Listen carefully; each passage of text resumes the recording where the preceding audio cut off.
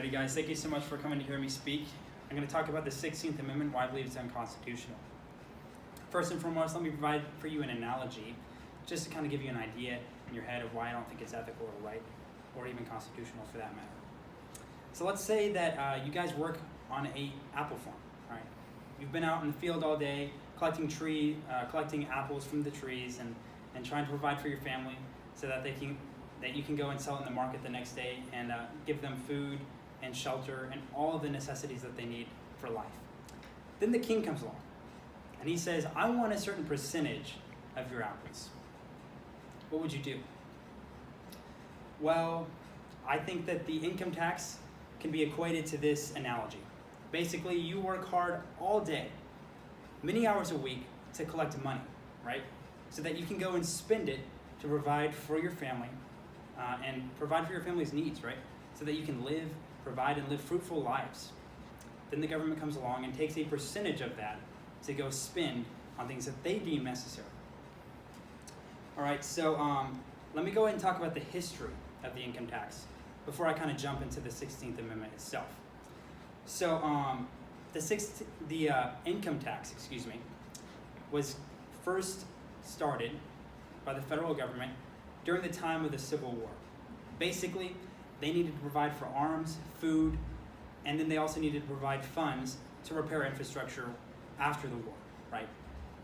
It was pretty important at that time to pay for that.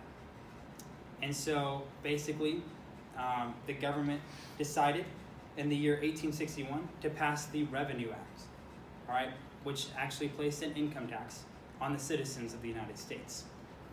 However, it was repealed 10 years later because they didn't need it anymore. They had already repaired everything that they thought was necessary at that time, and they said, we don't need the income tax anymore, let's go ahead and repeal it. Now then you look about 33 years later, in the year 1894, Congress passed a tax rate. It was called the flat rate federal income tax. However, the next year, in 1895, the Supreme Court deemed it unconstitutional because it wasn't properly applied. It wasn't really done fairly between the states. So basically, people weren't paying flat tax rate, which it said it was, right? It said it was a flat tax rate. It wasn't. It wasn't properly apportioned between the states, and so it was deemed unconstitutional, and it wasn't really recognized. So then we flash forward to about the year 1909. This is when the 16th Amendment was presented before Congress. All right, this was during the Woodrow Wilson administration. Woodrow Wilson really pushed forward this amendment. I personally believe he was a pretty progressive president, but we won't get too much into that. But sometimes I roll over in my bed in the middle of the night and say, darn you, Woodrow Wilson. Anyways, basically, Congress passed this amendment, all right? And then it had to go through the amending process, which means all the states had to vote on it and they had to pass it. It had to be a unanimous vote, and it passed. It actually passed about 4 years later on February 3rd, 1913. So now then, there was a federal income tax that was applied on the entire country. I don't think this is fair or constitutional, but I'm going to kind of dive more into that a little later. Now then, let's go ahead and talk about amendment versus amendment. The 16th Amendment versus the 5th Amendment. Now then, in the 5th Amendment, it states that private property shall not be taken for public use without just compensation. Now then, let's look at private property. What is private property? Most of you guys might say land, right? We could all agree on that. However, I would actually put forth the idea that perhaps even income can be thrown in there. According to Merriam-Webster Dictionary, property is defined as something owned or possessed. I think that money that is earned through income is something that you possess. You've earned it, you've worked for it, it's yours, right? The government doesn't really compensate you for your income tax. Most people might say, well, you know, it provides for roads and infrastructure, public infrastructure, public transportation, things of that nature. So, I mean, I guess you get a return, but it doesn't account for all the other things that it pays for that many people don't agree on, many people don't support, right? And so, kind of getting to the next step here, I want to talk about government spending. Obviously, as I previously stated, income tax was originally meant to fund wars, right? We kind of saw, obviously we saw the income tax first come around during the time of the Civil War because they needed to pay for the war. They needed to pay for the war effort. In 1909, it kind of helped rebooster the economy during a couple of down years. Now then, I kind of want to throw some statistics your way. According to USGovernmentSpending.com, in 2019, it's guesstimated that the government will spend around $7.12 trillion. That's a 6.2% increase from last year's spending. It might not seem like a large increase, but when you're talking about trillions of dollars, that's a pretty big increase, I would say.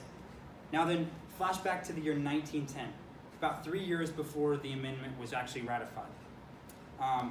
The federal, basically, spending budget was around $840 million, which is 10 times less than this year's expected spending rate. Basically now, in today's society, government has a large excuse to be able to spend frivolously and loosely because trillions of dollars are coming in. Why shouldn't they? Why can't they, right? Why can't they help spur in the economy with ideas that they deem good for the people of the United States? Basically, we find stupid government programs and loose spending and stupid policies that aren't necessary, that don't help people. And so government has an excuse to be able to do that. Just to kind of give you a couple ideas of certain government spending programs that I don't think are great. Things like the welfare program, the United Nations, Planned Parenthood. We can jump into all those. Debated heavily among the community on whether or not they actually help the economy, because I certainly believe that they don't. Now then, I kind of just want to jump into the future. What happens if we keep this amendment around? All right, what happens if we keep it going? Basically, we'll end up with a damaged economy because welfare is destroying the economy. It's making people dependent on the government, and the government has an excuse to keep doing welfare, keep on giving people money, and it gives them an excuse to keep the poor impoverished, essentially. It doesn't encourage people to get jobs. It encourages people to stay on the streets and receive compensation for doing nothing, right? And obviously, we would see excessive spending. As mentioned, basically, the federal budget isn't going down, it's going up, right?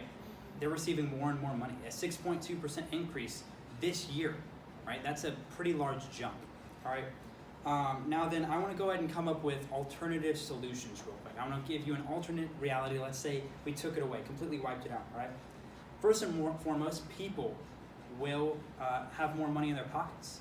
Money will be circulated. It'll exchange more hands. The government doesn't spur the economy, it only encourages it. And so what actually encourages the economy to grow and boom is the people inside it. You give people money, they have an opportunity to spend it. They'll be able to spend it on things that they want. And money will exchange hands much more quicker and easier and smoothly. Also, poor government programs will fall through. They won't have any money to be able to spend, right? Because they can't afford it anymore. They'll have to think more. They'll have to use their minds more. They'll have to be more responsible. I think that getting rid of the 16th Amendment allows for the government to start being more responsible and stop being frivolous with government spending. Finally, the government will shrink. Basically, the government has its hands in a lot of things that it shouldn't. This is a society that is meant to be free, where the government does not control the people, right? We're responsible for our own decisions. But the government says that basically, no, you're not responsible. We get to tell you certain things and we get to control certain things. The government shrinking would be a beautiful thing because it would have its hands in less of our lives. I think that would be a good thing for the economy, a good thing for people. And so these are kind of the reasons why I believe the 16th Amendment is unconstitutional and should be completely repealed. Thank you so much for listening to me, guys. I hope you have a good night.